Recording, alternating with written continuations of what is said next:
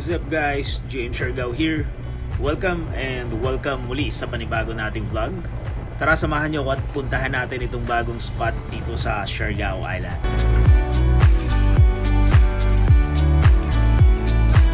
Para dun sa mga gustong pumunta, ilalagay ko na lang sa comment box ang location map ng spot na to.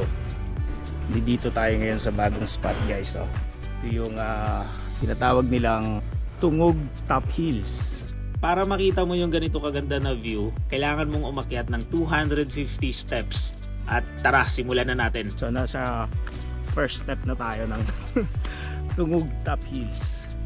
So mag-isa lang ako ngayon guys na aakyat. I-share ko na lang sa inyo kung ano yung itsura nito dun sa taas. So ito yung nilalakaran ko ngayon guys. No? Hindi pa siya simentado, no? Lupa pa lang siya. Ayan, ito yung dinadaanan ko ngayon. So pag maulan to, definitely madulas to. Kaya so okay lang kasi may ginawa naman silang hawakan. Feeling ko ako lang mag-isang tao ngayon doon kasi wala akong nakitang nakapark. Sana may tao para may makausap tayo or para safety tayo.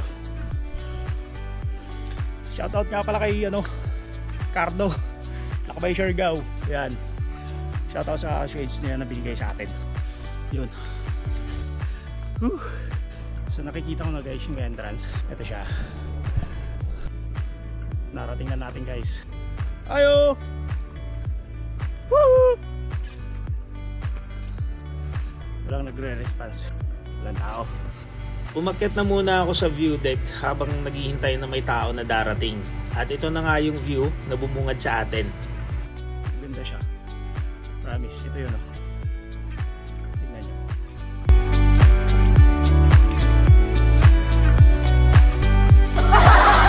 Ayun, nakahabol si Lakbay na mukhang lasing pa rin. At dumating na rin yung isa sa may-ari.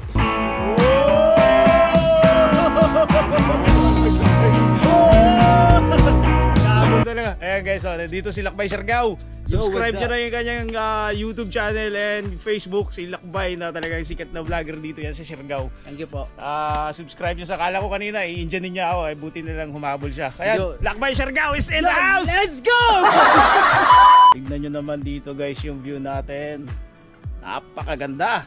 And of course, nandito yung may-ari, kakausapin natin at hayaan natin na siya na yung mag-invite sa atin dito guys. Magandang araw sa ating lahat mga viewers, mga turista natin dito sa Siargao. Ako si Pedro Cunyado, yung anak ng may-ari dito. Ako yung nag-build dito.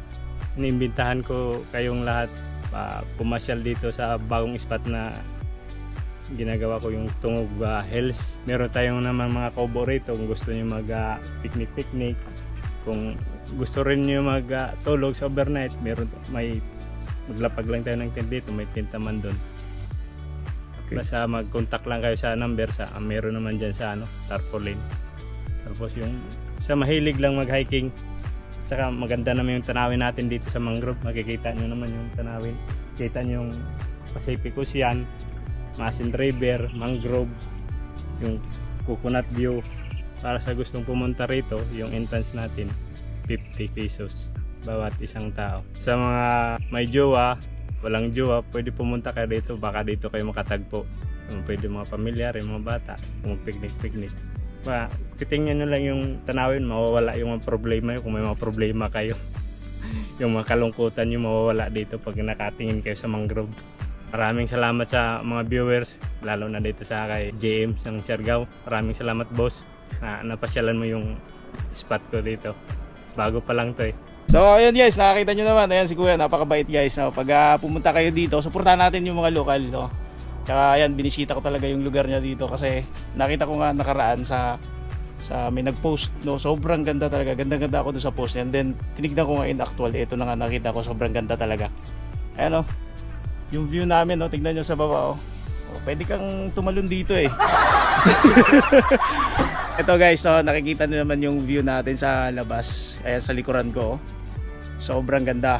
At yun na nga, sabi ni Kuya kanina, yung mga bagay to sa mga magjowa, yung walang jowa, o sa mga naghahanap ng jowa, Baka dito nyo mahanap yung jowa nyo.